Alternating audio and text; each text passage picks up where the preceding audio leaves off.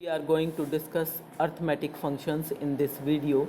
What is the definition of arithmetic function? Which function are called arithmetic function? These are functions: Euler function, divisor function, sigma function, Mobius function, etc. are called arithmetic functions. All these functions have the set of positive integers as their domain, and their range is a subset of the complex numbers. We have already discussed Euler function, and now we are going to discuss divisor function of n. The divisor function of n is denoted by d of n or tau n and defined as follows. तो divisor function को कैसे define करेंगे, कैसे लिखेंगे? D of n से या tau n से. For each positive integer n we define d of n as the number of positive divisors of n. In other words, d is a function from n to n such that d of n is equal to summation 1 where d divides n, where summation 1 denotes the sum of as many ones as there are positive divisors of n. d of n and d have different meanings.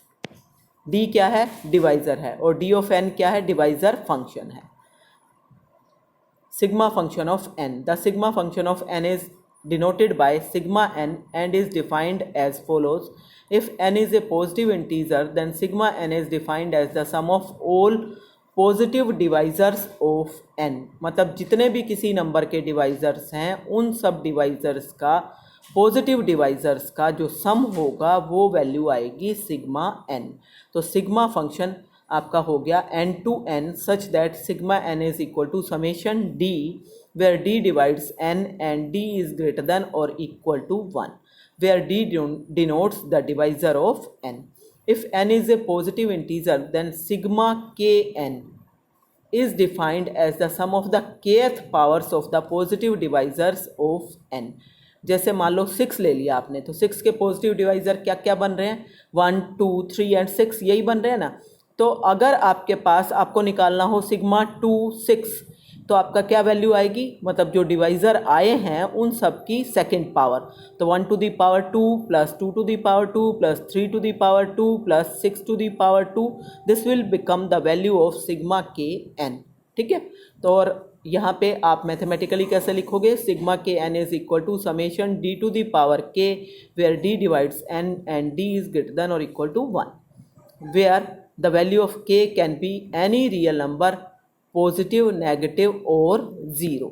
मतलब कोई भी power ली जा सकती है, वो power positive हो सकती है, नेगेटिव हो सकती है या ज़ीरो हो सकती है. For example, all the positive divisors of 18 क्या क्या बनेंगे? 1, 2, 3, 6, 9 एंड 18. सो डी 18 मतलब नंबर ऑफ डिवाइजर्स ऑफ 18, मतलब कितने डिवाइजर हैं, ये कितने हैं संख्या में? 1, 2, 3, 4, 5, 6 है ना. तो इसका मतलब डी 18 की वैल्यू आ गई 6, और सिग्मा 18 की वैल्यू इन्हीं डिवाइजर्स का सम means 1 + 2 + 3 + 6 + 9 + 18 and that is equal to 39. अब डी ऑफ 1 जो है वो 1 आएगा, क्योंकि 1 का एक ही डिवाइजर है और वो है 1. सिग्मा 1 जो है वो भी 1 आएगा. जब एक ही डिवाइजर है तो उसका सम भी 1 का 1 ही होगा. And d of n is equal to 2 if and only if n is a prime. अगर n कोई प्राइम है तो उस केस में डी ऑफ n की वैल्यू आएगी आपके पास 2. क्यों? क्योंकि अगर n कोई प्राइम होगा तो उसके सिर्फ दो डिवाइजर होंगे, एक 1 और एक नंबर n इटसेल्फ, और जब दो डिवाइजर हैं तो डी ऑफ n की वैल्यू आई 2. तो प्राइम होंगे तो दो डिवाइजर होंगे, अगर दो डिवाइजर हैं तो नंबर जरूर प्राइम होगा, इसलिए डी ऑफ n आएगा 2. Then has sigma n is equal to n plus 1 if and only if n is a prime. Same result, n अगर प्राइम है तो उसके दो डिवाइजर कौन कौन से होंगे? 1 और n. तो उन दोनों का सम क्या हो गया? 1 + n या n + 1. और अगर सम n + 1 है तो इसका मतलब दो ही डिवाइजर हैं और n कैसा है? प्राइम है. ठीक है. And sigma n is greater then n for n greater than 1. अगर n ग्रेटर देन 1 है तो उस केस में आपके पास सिग्मा n की वैल्यू n से बड़ी आएगी. ठीक, सिर्फ 1 के केस में 1 आती है. फिर परफेक्ट नंबर क्या होता है? A positive number n is said to be perfect number if it is the sum of its divisors other than itself. अगर वो नंबर के बाकी सारे डिवाइज़र खुद को छोड़ के लें तो वो नंबर के इक्वल आने चाहिए। जैसे कि 6 है तो इसके डिवाइज़र 6 को छोड़ के 1 2 और 3 हुए, उन सब का सम 6 आएगा। 28 ले लो, उसके डिवाइज़र 1 2 4 7 और 14 होंगे। 28 होता है इसका डिवाइज़र, लेकिन उसको छोड़ दो तो इन सब का सम क्या आ रहा है 28। फिर आपके पास अगर आप ये लोगे 496 तो ये भी एक परफेक्ट नंबर है। आप चेक कर सकते हो 496 के क्या क्या डिवाइजर्स आ रहे हैं और उनका सम लोगे तो वो 496 आएगा। In other words a positive number n is perfect if sigma n is equal to 2n। मतलब अगर sum of divisors double the number हो जाए, क्योंकि हमने खुद को छोड़ दिया था ना इसमें, अगर हम खुद को भी जोड़ दें तो डबल द नंबर हो जाएगा। तो अगर सिग्मा n जो है वो आपके पास 2n के इक्वल आ गया तो उस केस में that number is a perfect number. यहाँ पे सिग्मा 496 2 इंटू 496 के इक्वल आएगा और इसीलिए ये परफेक्ट नंबर है। अब ये थ्योरम में हम एक फॉर्मूला लिख रहे हैं, थ्योरम में डिराइव किया जा रहा है, लेकिन हम उसका प्रूफ नहीं कर रहे, खाली फॉर्मूला को क्वेश्चन में यूज़ करेंगे। आपने इस फॉर्मूला को अच्छे से याद कर लेना है कि अगर n की प्राइम फैक्टराइजेशन ये है कि p1 to the power k1 p2 to the power k2 so on pr to the power kr where ki is greater than और equal to 1 and pi's are distinct prime factors of n, then d of n is equal to k1 plus 1 into k2 plus 1 into so on kr plus 1। और sigma n किसके equal आ जाएगा, p1 की power k1 plus 1 minus 1 divided by p1 minus 1। अगला factor p2 to the power k2 plus 1 minus 1 divided by p2 minus 1। Multiplication में चलते जाएंगे सारे फैक्टर्स और लास्ट फैक्टर आ गया pr to the power kr plus 1 and minus 1 PR divided by PR minus 1। तो ये दोनों फॉर्मूलाज आपने अच्छे से याद रखने हैं और इनको भी मैं एग्जांपल में यूज़ करके दिखाऊंगी। For any integer n greater than 1 d of n is odd if and only if n is a perfect square. n अगर परफेक्ट स्क्वायर होगा तो ही d ऑफ n की वैल्यू ओड आएगी, अदरवाइज ओड नहीं आएगी, इवन आएगी। ठीक है, जैसे अगर मैं d ऑफ 4 की वैल्यू लूँ, परफेक्ट स्क्वायर है ना, 2 का स्क्वायर है, और 4 के डिवाइजर्स देखूं क्या क्या क्या आएंगे। 4 के डिवाइजर आएगा 1 आएगा, फिर 2 आएगा और फिर क्या आएगा 4 आएगा। 3 डिवाइजर हो गए ना, तो इसका मतलब डी ऑफ एन क्या आ गया ओड। तो अगर परफेक्ट स्क्वायर है तो उसके ओड डिवाइजर्स आएंगे। फिर नेक्स्ट है कि the function d and sigma both are multiplicative functions. मतलब ये कि अगर m और n का GCD 1 हो तो उस केस में d of m into n will be equal to d of m into d of n and sigma of m into n will be equal to sigma of m into sigma of n। तो ये क्योंकि MDU में आया हुआ है इसलिए मैं आपको इसका प्रूफ करा रही हूँ। तो और इजी है प्रूफ, कुछ भी नहीं है। m और n का GCD आपको 1 दे रखा है, अगर m 1 हो जाए और n 1 हो जाए तो उस केस में d ऑफ mn की वैल्यू d ऑफ 1, क्योंकि m की वैल्यू भी 1 है n की भी 1 है इसलिए 1 हो गया, d ऑफ 1 मीन्स 1 आ जाएगी and that will be equal to d of 1 into d of 1, क्योंकि दोनों ही 1 1 होंगे, equal to d of m into d of n। और इसी तरह से सिग्मा mn की वैल्यू सिग्मा 1 के इक्वल, क्योंकि सिग्मा mn की वैल्यू 1 हो गई ना, 1 इंटू 1, तो सिग्मा 1 की वैल्यू 1 होती है, उसको मैं लिख सकती हूँ sigma 1 into sigma 1 and that is sigma m into sigma n। तो अब आप वो केस डिस्कस कर लो जब m इक्वल टू 1 है लेकिन n इक्वल टू 1 नहीं है, तो उस केस में mn जो है वो आपका n के इक्वल आ जाएगा। तो d of mn will be equal to d of n and that is equal to 1 into d of n and that is equal to 1 equal होगा d ऑफ 1 के, मीन्स d ऑफ m के, तो d of m into d of n। इसी तरह से sigma mn की value sigma n के equal, क्योंकि यहाँ पे मैंने mn की वैल्यू n लिखी, ठीक है, फिर इसको लिख दिया 1 इंटू सिग्मा n। 1 किसके इक्वल है, सिग्मा 1 के, मीन्स सिग्मा m के, तो sigma m into sigma n। Similarly अगर m और n दोनों ही 1 के, m अगर 1 के इक्वल नहीं है और n इक्वल है 1 के, तो उसके केस में d ऑफ mn की वैल्यू आपके पास आ जाएगी d ऑफ m के इक्वल और पहले की तरह आपका काम हो जाएगा, उसी तरह से आपका रिजल्ट प्रूव हो जाएगा।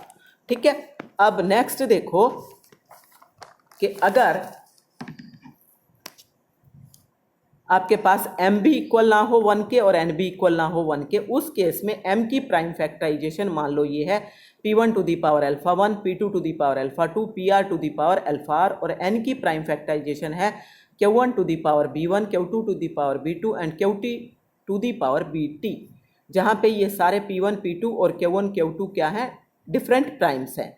उस केस में m इंटू n की वैल्यू क्या आ जाएगी, वो आपके पास आ जाएगी p1 to the power alpha 1, p2 to the power alpha 2, pr to the power alpha r, q1 to the power b1, q2 to the power b2 and qt to the power bt। और इन सब में कोई भी एक दूसरे में common factor नहीं होगा क्योंकि जीसीडी m और n का 1 दे रखा है। तो d ऑफ mn किसके इक्वल आ गया, फॉर्मूला की हेल्प से आपके पास d ऑफ mn इक्वल आ जाएगा, जो ये पावर है इसमें 1 1 ऐड करते जाओ तो alpha 1 plus 1, alpha 2 plus 1 into सोन alpha r plus 1 into b1 plus 1 into b2 plus 1 into bt plus 1। तो यहाँ तक जो वैल्यू है आपकी अल्फा आर तक, ये तो वैल्यू हो गई डी ऑफ एम की, और b1 से लेके यहाँ तक वैल्यू हो गई डी ऑफ एन की। So d of m n equal आ गया d of m into d of n के। इसी तरीके से सिग्मा एम एन की वैल्यू निकालोगे तो सिग्मा एम एन की वैल्यू आपके पास फॉर्मूला से इक्वल आ जाएगी। तो सिग्मा एम एन की वैल्यू देखो इक्वल टू आ जाएगी आपके पास p1 to the power alpha 1 minus 1 total में से and divided by p1 minus 1 multiplied by p2 to the power alpha 2 plus 1 minus 1 divided by p2 to the power alpha 2 plus 1 minus 1 divided by p2 minus 1। Multiplication में आपके पास इसी तरह के factors आते जाएंगे, pr to the power alpha r minus 1 and whole minus 1 divided by pr minus 1 and next factor आपका q1 वाले आएंगे, q1 to the power b1 plus b1 minus 1 whole minus 1 divided by q1 minus 1। ये सारे factor में ये कहीं कहीं पे देखो प्लस लगा हुआ है, प्लस नहीं है माइनस है, गलती से आया हुआ है, मिस प्रिंट है, यहाँ भी माइनस आएगा and so on. Last factor आएगा आपका qt to the power bt minus 1 and whole minus 1 divided by qt minus 1।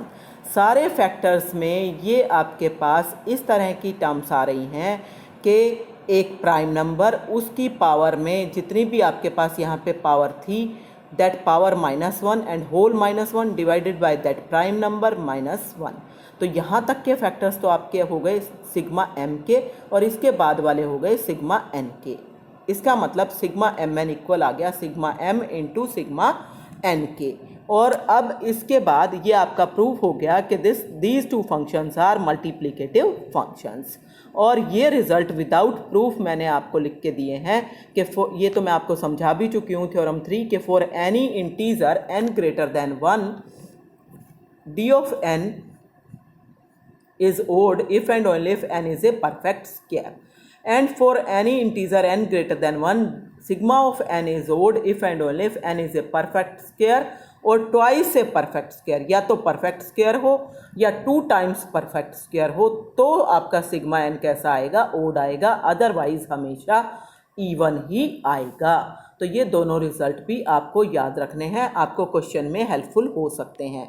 Next आपके पास देखो क्या आएगा, नेक्स्ट आपके पास एग्जांपल्स आपने करने हैं डी ऑफ 630 की वैल्यू निकालनी है। तो सबसे पहले 630 की प्राइम फैक्टराइजेशन बना लो और वो हो गई 2 to the power 1, 3 to the power 2, 5 to the power 1 into 7 to the power 1।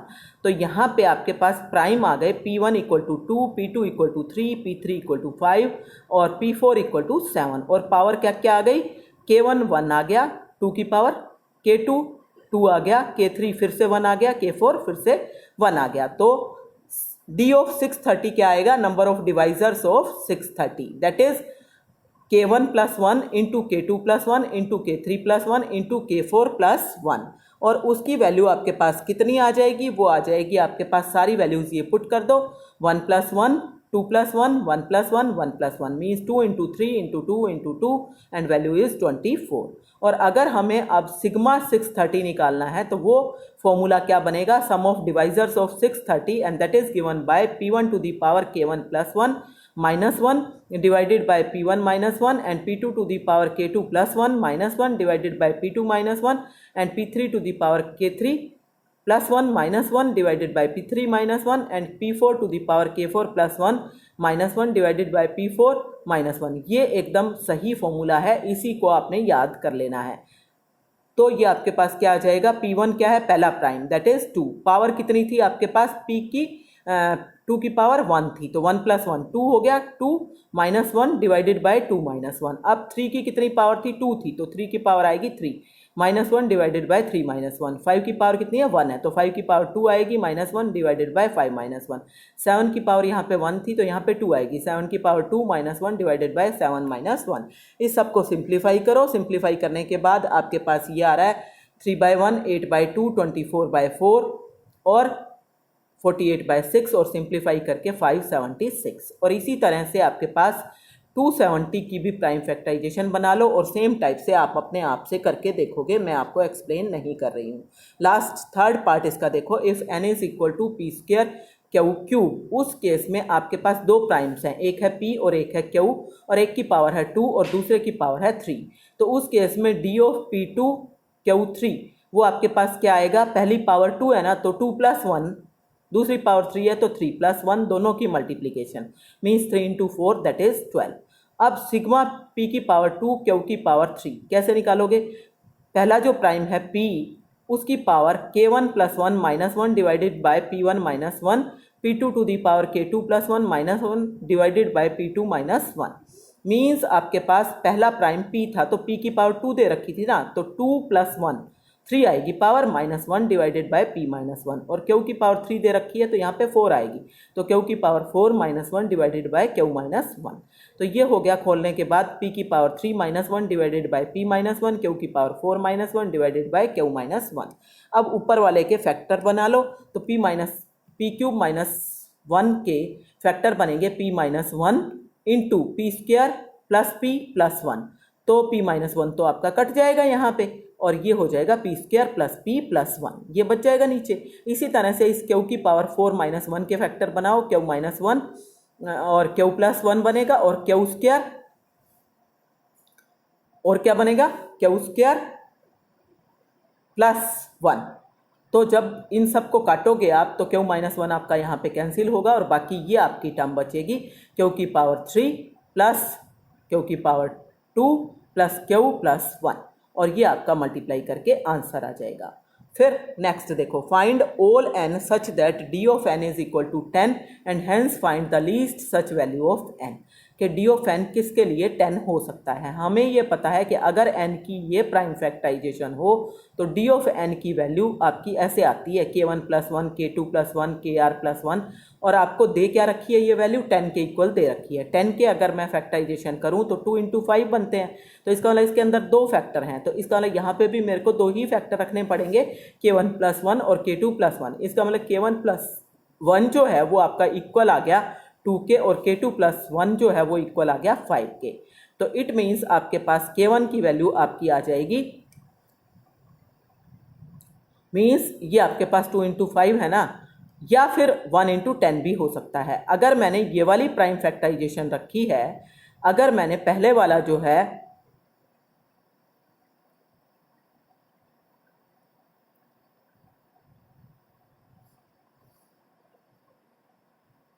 मतलब या तो पूरा का पूरा फैक्टर 1 है या पूरे के पूरे फैक्टर जो हैं आपके 2 हैं, क्योंकि अगर 1 × 10 लिखोगे तो दो फैक्टर नहीं बने ना प्राइम फैक्टर, फिर तो एक ही बना 1 × 10, लेकिन वो फिर प्राइम फैक्टराइजेशन तो बनी नहीं उस केस में, प्राइम फैक्टराइजेशन तो सिर्फ इसी केस में बन रही है।